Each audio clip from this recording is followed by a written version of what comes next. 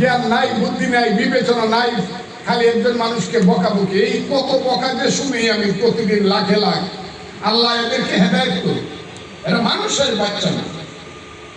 এখন দেখি আবার 2-3 জন এদেরকে সারা দেশ ছিল, এরা আবার আমার নামটা বিকৃত করে, একজনের নাম জনাব মামুনুল হক মুফতি, আরেকজনের নাম এনায়েতুল আব্বাসী সাহেব পীর, আমার নামে বিকৃত কথাবার্তা বলে। খুব সাবধান, খুব সাবধান করে দিলাম। আমি যেদিন মুখ খুলব এই দেশে কিন্তু তাদেরকে অনেক বেশি খেসারত দিতে হবে। সত্য কথা বলেন, ন্যায় কথা বলেন, খুব সাবধান, বাজে কথা বলবেন না। পারলে যুক্তি দিয়ে আমার সাথে আসে। এই যে যুক্তি খণ্ডন করেন, আমি যে বলছি যে 1204 সনের আগে দেশে কোনো মুসলমান ছিল না, এটা নিয়ে যে আমার বকাবকি করতেছেন, এটা প্রমাণ করেন যে মুসলমান ছিল। তাই বলবো যে আমি ভুল বলছি, আপনার কাছে মাপ চাচ্ছি, যে না আমি তো ভুল কথা। ওই যে আমি বলছি একজনে মন্দির করবো 100 ফিট 150 ফিট, কি হলো আমার? ওইটা তো আমার ধর্মীয় মন্দির না, এটা তো হিন্দুদের তাদের ধর্মীয় মন্দির। তারা ওখানে গিয়ে পূজা করবে হরে কৃষ্ণ কৃষ্ণ কৃষ্ণ হরে হরে, হরে রাম হরে রাম হরে রাম হরে, তারা করবে। আমার কি? আমি তো মসজিদে যাব, আমি 25 তলা মসজিদ বানাবো, 100 তলা, প্রয়োজনে 1/2 কিলোমিটার উঁচু নবীর নামে মিনার বানাবো। ওইখানে গিয়ে আমি বলবো লা ইলাহা ইল্লাল্লাহু মুহাম্মাদুর রাসূলুল্লাহ। আবার যখন অষ্টগ্রামের বাজারে গিয়ে চা স্টলে বলবো সবাই 5 টাকা করে বা 10 টাকা করে চা খাবো। হিন্দু মুসলমানের কোনো বেশ কম নাই, চাউলের দামের কোনো বেশ কম নাই। আল্লাহ যে এবার শিলা বৃষ্টি দিছে, হিন্দুর ক্ষেত্রে বেশি দিছে আর মুসলমানের ক্ষেত্রে কম দিছে, এরকম হয়েছে নাকি? এই যে ফাইনালের ক্ষেত দিছে বৃষ্টিতে, হ্যাঁ, মুসলমানের ক্ষেত দিছে না, ইমানদার এনায়েতুল আব্বাসী সাহেবের লোকজনের ক্ষেত নেয় নাই, খালি হিন্দুদের ক্ষেত হয়ে গেছে, এরকম হয়েছে নাকি? আল্লাহ তো 2 নজরে দেখেন, আমি 2 নজরে দেখবো কেন? আমি 2 নজরে দেখবো কেন? মানুষ তো মানুষ, জন্মে মানুষ, কর্মে মানুষ, আচরণে মানুষ।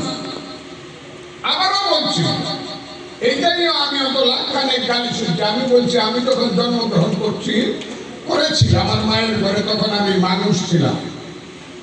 আমি জানতাম না আমার জাত কোনটা, আমি মানুষ হিসাবে জন্মগ্রহণ করেছি। আবারও বলছি আমি মানুষ হিসাবে জন্মগ্রহণ করেছি, কিন্তু যখন আমি মুসলমান, আমার বাবার নাম হাজী আবুল হুসেনের ঘরে জন্মগ্রহণ করেছি, তখন আমার নাম হয়েছে ফজলুর রহমান। আপনি যখন হিন্দু একজন সম্প্রদায়ের ঘরে জন্মগ্রহণ করেছে, আপনার নাম হয়েছে বিশ্বজিৎ, যেহেতু আপনার নাম বাবার নাম ছিল সুভাষচন্দ্র, কাজে সুভাষচন্দ্রের নাম, হিন্দু ধর্মের ঘরে জন্মগ্রহণ করছেন বলে আপনার নাম বিশ্বজিৎ হয়েছে। এটা আমার কোনো হাত ছিল না। আমি তো প্রথম মানুষ হিসাবে জন্মগ্রহণ করছি। এটা আমি চ্যালেঞ্জ করব, এটা প্রমাণ করব। এই কথাটা আমি না, এই কথাটা কে বলছে? ওই যে যার এখন জয়ন্তী চলছে, ওই পরশুদিন আমাদের নেতা, বাংলার নেতা, বাংলাদেশের প্রধানমন্ত্রী জনাব তারেক রহমান, যার রজত জয়ন্তী উদ্বোধন করলো কাজী নজরুল ইসলাম, তিনি বলেছেন, আমি না। এই কাজী নজরুল ইসলাম এই কথা বলার জন্য এই মোল্লারা সেদিন তাকে কাফের বলেছে। এখন তারাই আবার পায়ে চুমা দেয়। এদের কোনো কি বলবো, বিশ্বাসের কোন স্থিরতা নাই। যা হোক, আমি সেই দিকে যাচ্ছি। ওই যে আমি বলছিলাম, ব্রিটিশ আমলে প্রথম যখন বাংলাদেশে বাংলায় আমার ছিল, আমি ছিলাম এখানে, মুসলমান ছিলাম আমরা 63%, হিন্দু ছিল এইখানে 37%। ওই বাংলায় হিন্দু ছিল 65%, পশ্চিমবঙ্গে মুসলমান ছিল 35%, মিলছে হিসাবটা। আর যুগ ফলে ছিল সারা বাংলা, যুগ ফল ছিল মুসলমান ছিল 52% আর হিন্দু ছিল 48%। কলকাতা ওই কোন বাংলা? থেকে দার্জিলিং, ওই সিলেট থেকে মেদিনীপুরের যে বাংলা, সেই বাংলায় ছিল 48% হিন্দু, 52% মুসলমান। চেষ্টা করল তখনকার একদল লোক, একদল নেতা, হুসেন শহীদ সোহরাওয়ার্দী, সুভাষ বসুর বড় ভাই শরৎচন্দ্র বসু, শরৎ বসু চেষ্টা করলো বাংলাকে এক রাখা যায় কিনা। কি নাম হবে বাংলা?